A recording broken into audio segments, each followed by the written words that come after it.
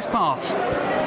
We are at the UK's largest photographic show. In fact, it's the second largest in the whole world. There are over 200 exhibitors here selling all kinds of techie and non-techie doodads, from the very, very small like that, and some of them are at least that big, I would imagine. Now, as many of you know, I'm not really a techie, but in a place like this, there's bound to be someone, and certainly something, that'll be of interest to a Luddite like me.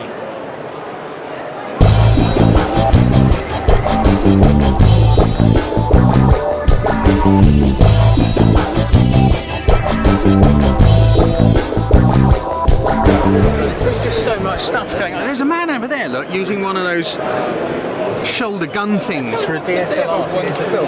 Let's go and have a talk to him. Excuse me. Yeah, sorry, I'm not interrupting too much. That's no. Cool. Mike Browne. Oh, that's it, yeah, right. Sorry, what's your name? Matt Hyman, yeah. Matt, nice to meet you. Matt, I can't help but notice you're using a DSLR. Yes. On one of these new frames. Yes. And filming, I assume. Yeah, it's a video mode. Yeah. How do you find it? Are they easy to use, or? It is. I mean, depending on what lens you're using. This is like a prime lens, so it's got very selective focus. That's why I need to use this thing. But yeah, very, very easy to use. More ergonomically like a video camera. Oh, got you. Are you a professional cameraman? Or yeah, professional freelance cameraman, yeah.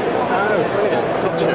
So, I mean, right, because that was my question, thinking about how you focus when you're using one of these rigs, because how do you twiddle the, you know? Well, this bit of gearing here. Okay. Gearing goes around the actual focus ring of the camera. Yeah. So if you look underneath there.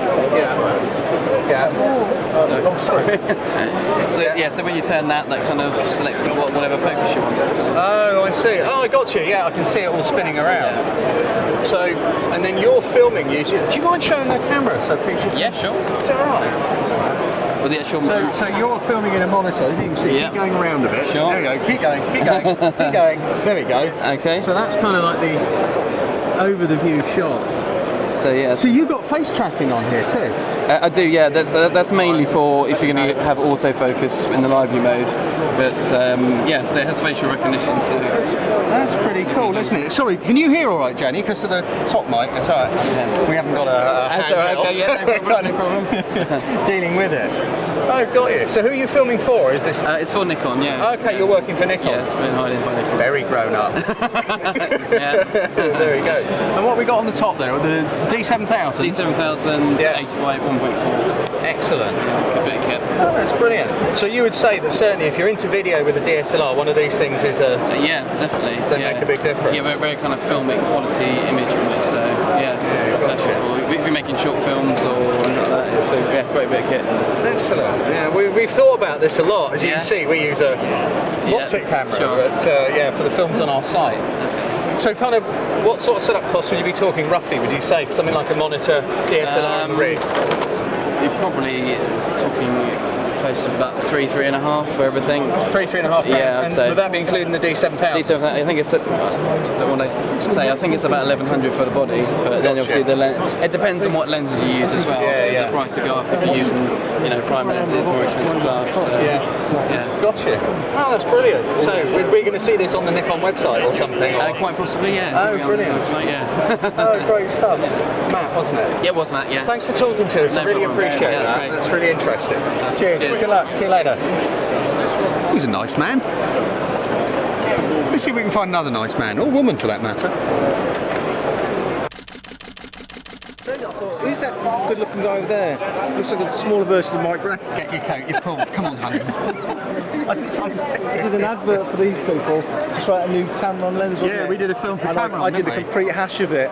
This lady here was absolutely fantastic. I had to walk up Gold Hill and say these similar lines, about 30-second advert. Yeah. And it was getting dark and all sorts, wasn't it? It was very simple thing to do.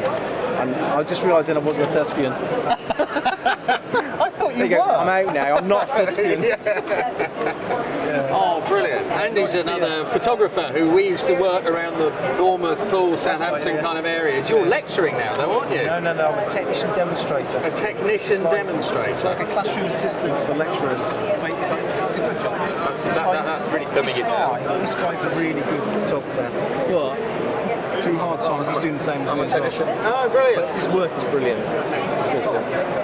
He sells it too much. It's all right. This guy's good. Thank you, Andy. I remember when you first get into public speaking now, Yeah. you did a seminar from Kevin Wilson and the rest. Yeah. And I was really impressed. I thought this guy's going to go places. Oh, thank you, mate. I appreciate that. Nice to see you, Jane. Cheers, Andy. I'll catch you later anyway. We'll see you on the way around. I need to grab this man here. Grab him all you like. Yeah, all right. I want to introduce you guys to Roger, but I don't know your surname, Roger. Payne. Roger Payne. That is a terrible research, terrible undone research. Roger is taken over from Adam as editor of Digital SLR User Magazine, which is now, of course, Digital SLR Magazine. Correct. Yes. So, hello, Roger. Hello. We said earlier, you kind of seen me in film and on Yes. mags and bits and pieces. So you're the new editor. Yes, I am. For my sins. Yeah. I've been losing my voice, so I apologise for that. It's very noisy here. I can imagine it's going to be worse by Wednesday, isn't it? Yes, it is. So, Roger, right, so you've got a new masthead, you've changed the name of the magazine. Yeah. So, what's happening? Tell us all about it, because I know quite a lot of our viewers and clients are digital SLR user readers. So. And very, very welcome they are too. And I don't want them to think that we're taking their magazine and throwing all the ideas out with the bathwater. Sure. Basically, what we're doing from a company point of view is that we've got three very clearly defined titles now. We've got Photo Professional, Advanced Photographer, and Digital SLR. And they cater for three very distinct areas within the market. Photo Professional and Advanced are obvious. Digital SLR is more for the novice, beginner digital SLR user. So they may well have got just bought a digital SLR, or have one for a while, but just be struggling to get to grips with it. So, but we think there's a big market out there for that. Well, so do we. Most of our audience, most of our viewers, most of our people who buy our courses, etc., are exactly this place. You know, sort of beginner to enthusiast. We kind of describe it. Exactly, and so that's basically where we're going with digital SLR going forwards. Hopefully it'll work.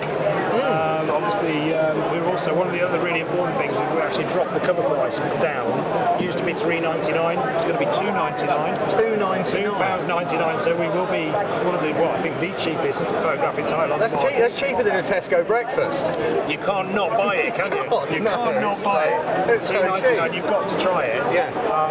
And one of the really important things from my perspective is to get people involved in the title as much as possible. So we've got a whole load of new ideas that we've brought in that are going to have people, I hope, wanting to contribute to the magazine a lot more. We want people to help us review products and courses and test products for us. But we also want them to see their own images in the magazine a lot more. Because I don't think that anything beats the buzz of seeing your own work in print. Seeing your work in print, even if it's just, I'm always banging on about nobody prints photos anymore. I think it's a criminal shame. When you first see that first image that you took in print in a magazine or a newspaper, it's such a buzz. It is a real buzz. That's one thing that magazines will always have over the internet, because anybody can upload stuff onto the internet. But in a magazine, when you see it, it's like, wow, I've appeared in a magazine, because it has to go through. It's approval, isn't it? Exactly. It's because somebody like yourself, who's the editor of a magazine, sits there and goes, no, I like that, we're sticking it in our magazine. Exactly. Rather someone else has thought, we'll shove it in there anyway. Exactly, and there are a load more opportunities for people to get involved in the magazine in that way. So I hope that people will respond accordingly. Oh, that sounds really interesting. It really does. Well, let's hope so. So, well, you and I ought to have maybe a little chat about that away from this. Definitely, And see if we can get some of our people to do some contributing to your mag as well. Because you've helped us out loads of times. And, we always appreciate that. So, right, well, I'm happy to continue that relationship. Yeah, all right then, Roger. Right. I know you've got to rush off.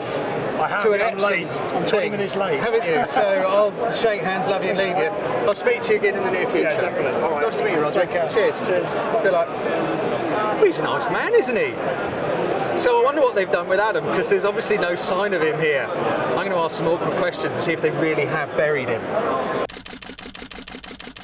Look at that. Believe it or not, my tripod used to be as shiny as that once upon a time, and as some of you, oh my word, look what's arrived. Hello, mate. Adam Scory, no less. How you doing? Good, thanks. Mate, you've lost so much weight. I know. Where's it all gone? I know. I'm not quite so cuddly as the last time. It's not true at all. Brilliant. So I was asking them around there. I was talking to Roger just now because I the new editor of the magazine. The new editor of the magazine. He said he buried you upside down in a patch of vegetables somewhere.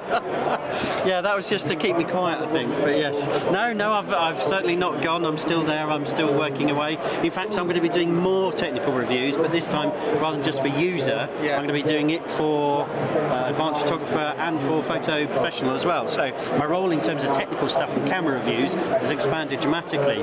But in terms of editing, yeah, I still do stuff, but I'm working on little special projects, stuff that I can't talk about at the minute.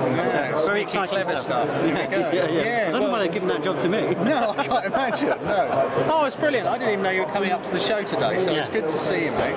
Yeah, thank you very much. Yeah, just a couple of days because your feet get so tired. It's hot and don't they ever? Yeah. Always lacking water, but that's my biggest. Always carry water with you. That's my only bit of advice. But so what have you seen on the show? I mean, you're a big fan of Bembo tripods. What yes, is I know. Mine is a Bembo. My first tripod was a Bembo. Was it? Actually. Yeah, it was. They're brilliant. Bembo Trekker. Yeah. They're brilliant. They're absolutely brilliant. What have we been doing? We've just been having a look around. You know me. You're the man to go walking around here because you're the techie kind of guy, you know. But there's a few things that have caught my eye. One is the Disabled Photographers Society, which I was really interested by because it's a different perspective, and I quite like that. And they have their challenges too to take their photography to just take pictures. Absolutely brilliant. So I'm quite interested in having a talk to them. We were just going to have a look at some tripods here. We've already been talking about what's been going on with your old DSLR user magazine, and now it's Digital SLR magazine. We've had a chat with Will. I don't know, we're just having a little poke around. We're just trying to look for a few bits of kit. Yeah, I would. One good stand to go to is go and have a look at the Sony stand because they've got these performers going on. I mean, some of their cameras, they're TLR cameras, SLT cameras, whatever they call them now. 10 frames a second. An SLT camera, single lens twin. What's It's translucent mirror. So it's full-time autofocus, but with the picture goes through the mirror in effect. But what they've got is some performance on there where you can test that constant AF, that 10 frames a second out. So that's worth going to have a look at. Very light right stand, that's very interesting. What's it, Nikon? If you can 10 deep there, so if you can actually get to the Nikon stand. Lots of little bits and pieces dotted around the edges. These little businesses. They're the places to look. I was going to go and have a walk around there in a minute because you find all sorts of gems clustered around stuff. Little book publishers and frame makers, people like Longridge, or even you've mentioned. I know. Yes, we saw him there. We need to talk to and Longridge. They're near us. So it's a great show. There were fears that it wasn't going to be quite so busy because we're in a recession. No one's got any money, me included. But I think it's been massively busy. I think probably what we'll find is it will tail off. He can stop it. It will tail off probably towards the end of the day. But have you employed guards to look after the AMG mark out the front? Not yet. Only one. And a dog. But I think it's been a great show so far from what I've seen. My feet are aching, so I think that's, by any standard, that's a good way to judge a show. There's plenty of stands where you can come along and take pictures, test out gear.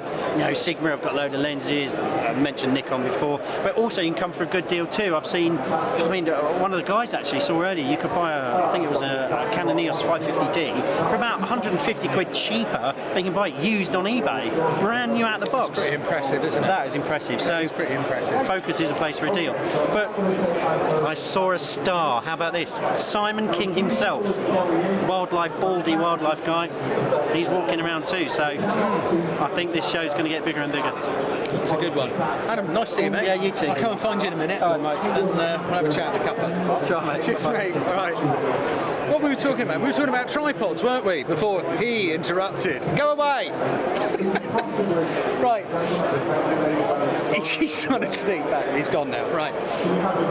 Tripods, I go on and on and on about them. I think they're the most brilliant things on earth. And if you're going to go to a show, you're going to buy yourself a bit of kit, buy yourself a tripod. And a good sturdy tripod makes just such a world of difference. Do you mind if I grab one? What do you want, the one or the Trekker? That one. I don't know what it's called. That's a Bembo number one. That's the heavier one. Do you know what? I bought one of these. I hope you don't mind us filming on your stand. I bought one of these about 20 years ago, and it's all battered and bashed. And do you realise one thing? I use it all the time. Do you realise one thing? That you can get it all as spare parts. Your man here a minute ago, when I got interrupted by an ex-magazine editor, he's an old has-been. He said to me, "Send it up, and we'll refurbish it for you." And if anybody says, oh well, I've lost the foot off mine, send them again. Which is, there you go, you see. Now I'm always going on at our viewers, made in England, but I'm always going on at our viewers about a tripod will make the biggest difference to your photography. And I'm always showing them these things because they're just so quick and easy. Look, there's none of these little fiddly clips. 3 clips on a leg, which is what you usually have, isn't it? And they're so fiddly. By the time you've gone click, click, click, click, click, and you've got one leg down. Click, click, click, click, click, and the other leg's down. Click, click. Oh, it's gone. Too late, isn't it? These things, look, you just bam. There you go. And it's done. It's as simple as that. And not only that, you can shorten one leg. So if you want to put it on a rock there, like that, my foot is a rock, see how easy it is? You can distort these things all over the place. And as you've just heard, if you have an old batty one like mine, they'll even refurbish it for you. So there you go. My top tip for buying something at Focus probably would be get yourself a Bembo tripod because they really are brilliant. If it was left to me to walk around this show and tell you what's hot and what's not, it's going to take all day, isn't it? You know what I'm like. So we've come to have a chat with Jason here from Camera World. There. Because he's a man who sells this stuff all the time. And I guess you kind of know what's going on in the market at the moment. So you've selected some things to show us. Yeah, the market's changing at the moment.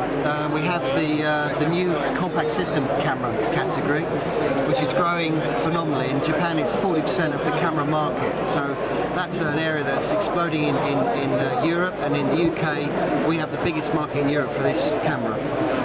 Particularly, we have this one. It's the Panasonic range.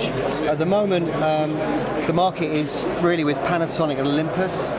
Canon and Nikon haven't come to market, but there are rumours that they're going to. But very popular because they're very small cameras, deliver very high quality results with good quality video as well. Very nice. And this is the mirrorless technology, and so you can change the lens on that. Yeah, you've got interchangeable lenses like a DSLR. Yes. But you've got a much smaller size. Yes, that's right. So you don't use a prism system where you're looking through the lens.